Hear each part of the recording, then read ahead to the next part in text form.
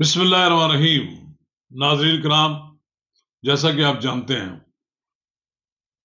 کہ ملک کے عدلیہ، انتظامیہ،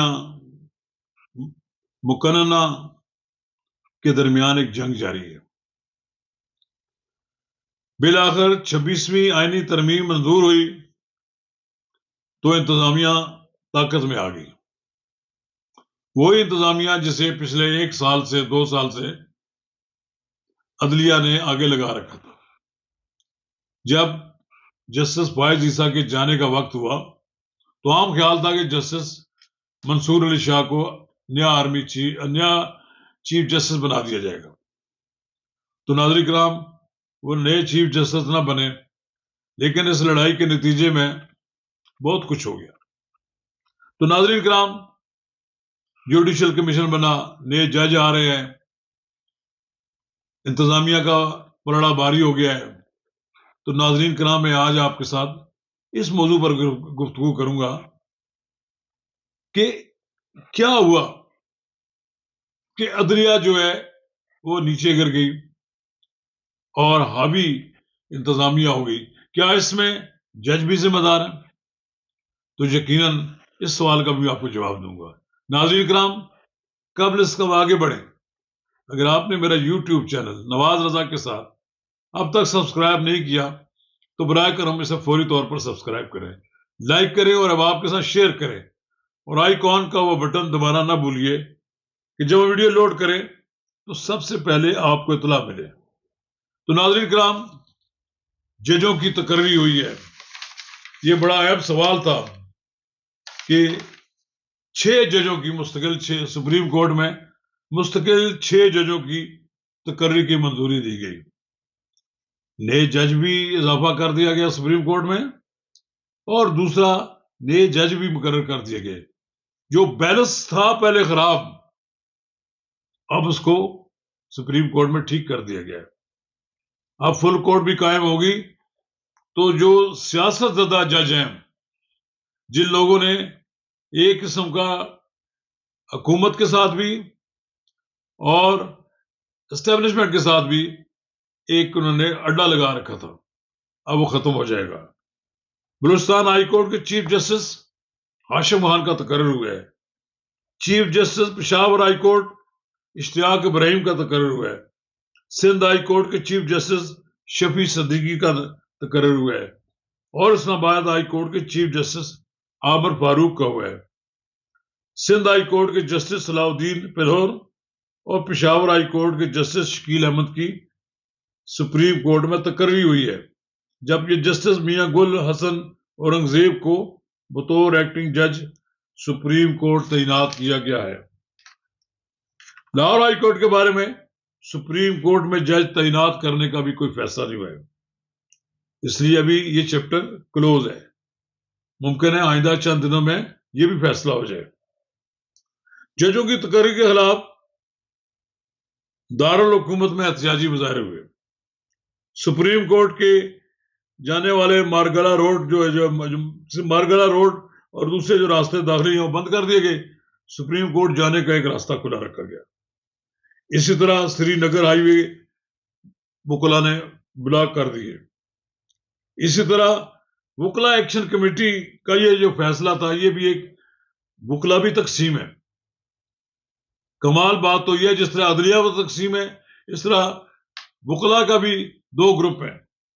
جس گروپ نے ہڑتال کا اعلان کیا وہ وکلا ایکشن کمیٹی ہے۔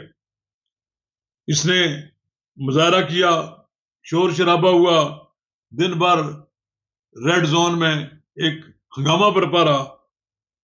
فیض آباد فیض احمد اسٹیشن سے لے کر سیکریٹریٹ تک میٹرو بس کی سروس بند کر دی گئی۔ 6 تنظیموں نے، وکلا کی 6 تنظیموں نے اس کی مخالفت کی۔ وہ جو 6 تنظیمیں ہیں، اس میں انہوں نے کہا کہ وکلا کے اندر کچھ سیاسی گروپ آ گئے ہیں۔ Pakistan bar council, supreme court bar association, Punjab bar council, Khyber Pakhtunkhwa bar council, Balochistan high court bar association, Sindh high court bar ایسوسی ایشن۔ یہ معمولی تنظیمیں نہیں ہیں۔ اس کا مطلب ہے کہ جن لوگوں کے پاس مینڈیٹ ہے انہوں نے جوڈیشل کمیشن کو تسلیم کیا ہوا ہے، وہ ہڑتال کے مخالف تھے۔ رؤف عطا جو سپریم کورٹ بار ایسوسیشن کے صدر ہیں، اور اس طرح پاکستان بار کونسل کے سیکرٹری اور Sindh high court bar association کے صدر بیرسٹر سرفراز نے دستخط کیے ہیں۔ آپ دیکھیں یہ جو مخالفت بھی ہوئی، 6 جج بھی مقرر ہو گئے، اور اب مزید 2 جج اور مقرر ہونے ہیں۔ اس کا مطلب یہ جو پہلے بیلنس خراب تھا وہ ججوں کی یک طرفہ جو ٹریفک تھی اس نے مجبور کیا کہ 26ویں یعنی ترمیم آئے، اور جو افتخار چودھری پاکستان کی عدلیہ پر جو بالادستی کر گیا تھے مقننہ پر اور انتظامیہ پر، وہ اب ختم ہو گئی ہے۔ جسٹس منصور علی شاہ، جسٹس منیب اختر نے اجلاس کی کارروائی کا بائیکاٹ کیا۔ بیرسٹر گور خان اور بیرسٹر علی ظفر نے بھی بائیکاٹ کیا، انہی کے ساتھ چلے، کیونکہ سارے ایک ہی تھے کہ ایک ہی تھالی میں تھے، ان سب کا ایک ہی وزن تھا۔ ایک طرف منصور علی شاہ نے اجلاس میں اپنے خط کا حوالہ دیا اور جسٹس منیب اختر نے ان کی حمایت کی۔ یہ دونوں جج ایک ہی پیج پر ہیں۔ منصور علی شاہ نے بھی ان کی جناب جسٹس منیب الرحمان اور منصور علی شاہ کی ایک ہی رائے تھی۔ علی ظفر شاہ نے کہا کہ اسلام آباد ہائی کورٹ کے ججوں کی سینیارٹی طے فیصلہ نہ ہونے تک اجلاس مؤخر کر دیا جائے، لیکن اس سے اتفاق نہیں کیا گیا۔ بیرسٹر گور نے بھی وہی بات کہی جو دوسرے 2 جج کہہ رہے تھے۔ 4 ارکان کے بائیکاٹ کے بعد بھی اجلاس جاری رہا، ووٹنگ کرائی گئی تو اجلاس مؤخر کرنے کے حق میں 4 ووٹ آئے، باقی ان کی مخالفت میں آئے۔ اس طرح منصور علی شاہ اور منیب اختر، بیرسٹر گور اور علی ظفر کا ایک طرف ووٹ تھا۔ اسلام آباد ہائی کورٹ کے چیف جسٹس عامر فاروق نے 5 ججوں کی ریپرزنٹیشن پر بھی فیصلہ دے دیا ہے اور ان کی خط کو مسترد کر دیا ہے، اور سینیارٹی لسٹ برقرار ہے۔ جسٹس جو ہائی کورٹ کے لاہور ہائی کورٹ کے جج جو اسلام آباد آئے ہیں ان کی سینیارٹی اسی طرح جسٹس سرفراز ڈوگر کی برقرار ہے۔ اور ابھی جب اسلام آباد ہائی کورٹ کے چیف جسٹس کا فیصلہ ہوگا، عام تاثر یہ ہے کہ نئے چیف جسٹس کی تقرری جب ہوگی اسلام آباد ہائی کورٹ کی، تو قرائے فعال جسٹس سرفراز ڈوگر کے نام نکلے گا۔ اس وقت جسٹس بابر ستار، جسٹس اعجاز صاحب سے قانونی امور کی ذمہ داری بھی واپس لے لی گئی ہے۔ ایڈیشنل جج انعام امین مناس کو بطور اسلام آباد ہائی کورٹ قانونی امور کے جج بھی ہوں گے۔ تو ناظرین کرام، پی ٹی آئی کے حامی اور پی ٹی آئی کے زمانے بات کرنے والے لوگ ہار گئے ہیں، اور یہ جو 26ویں ترمیم کے بعد جوڈیشل کمیشن کی جو تشکیل نو ہوئی ہے، اس میں ججوں کی تقرری کا معاملہ جو ہے اب حکومت کے ہاتھ میں آ گیا۔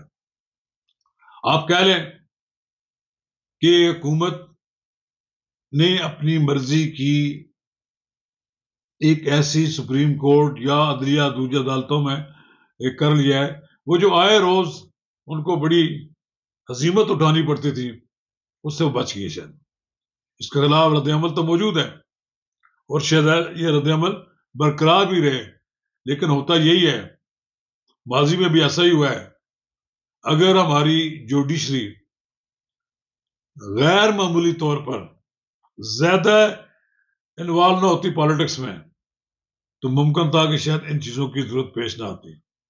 لیکن زمینی حقائق تو یہی بتاتے ہیں کہ جوڈیشری عملاً حکومت کے کنٹرول میں آ گئی ہے، اور اب ایسی صورتحال حکومت کے خلاف پیدا نہیں ہوگی کہ ایک عدالت ان کو ایک مقدمے میں گرفتار کیا جائے، تو جب وہ عدالت میں ہے تو اگلے پچھلے سارے مقدمات میں ضمانت دے دی جائے۔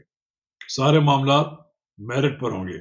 وہ جو 5 جج ہمارے دوست ہیں یہاں لگے ہوئے ہیں اس میں ان کے بھی بہت سے معاملات اب آگے دیکھیں کیا ہوتا ہے ان کے ساتھ کہ وہ غیر مؤثر کس حد تک ہو جاتے ہیں.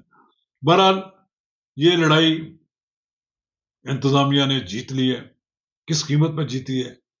یہ اس کے ماتھے پہ یہ کلنک کا ٹیکہ ہے یا اس کے ماتھے پہ یہ فتح کا نشان ہے. انہوں نے کامیابی کے اب جھنڈے گاڑیں گے، دیکھتے کیا ہوتا ہے. بہرحال اب آپ یہ سمجھیں کہ موجودہ حکومت کو کوئی بڑی پریشانی کی صورتحال کا سامنا نہیں ہوگا. شکریہ.